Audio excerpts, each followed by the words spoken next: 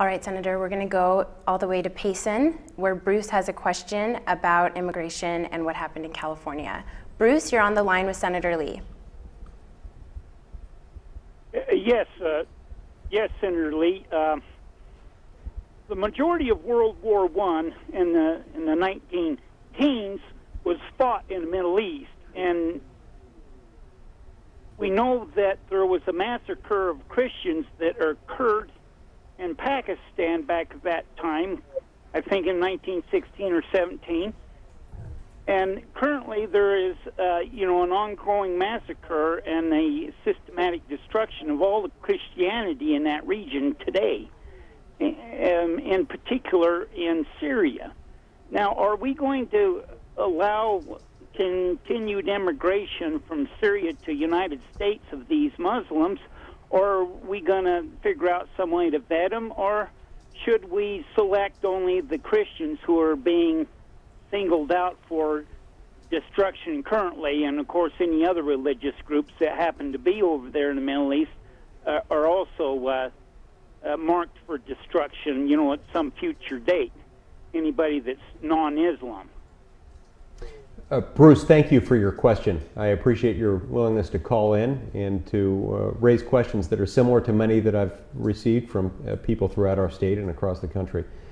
First of all, let me say that because we're going through a difficult time right now, because of the terrorist attacks that we've seen over the last few weeks in Paris and San Bernardino, because of the increased security threats that we're facing, in part because of the aggressive recruitment efforts of ISIS and other groups like it, I think we need to be very careful before bringing in more immigrants, including more people coming in under a refugee status from that part of the world. That part of the world is in such flux right now, and there's been so much corruption in Syria specifically, that I worry about our ability to detect those who might deliberately be trying to get into our country in order to carry out acts of terror.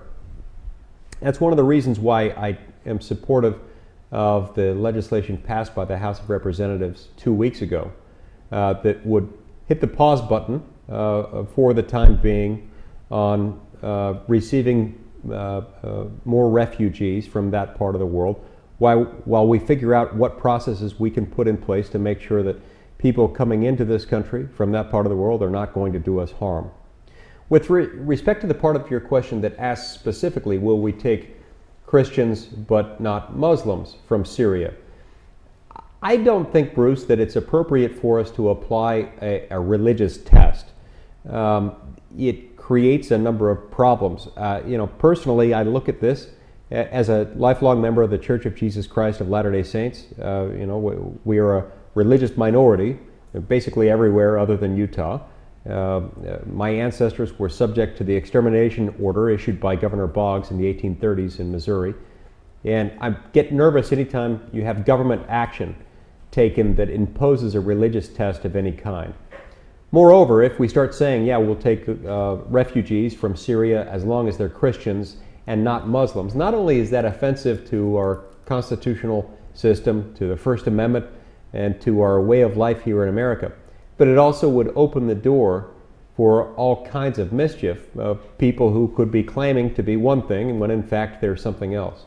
So that's why I tend to think that the better option would be to just hit the pause button on all immigration from Syria right now while we get the situation figured out, and make sure that people coming into this country from Syria are not intending to do us harm, that they're not affiliated with ISIS or another radical fundamentalist Islamic group that is bent on acts of terror.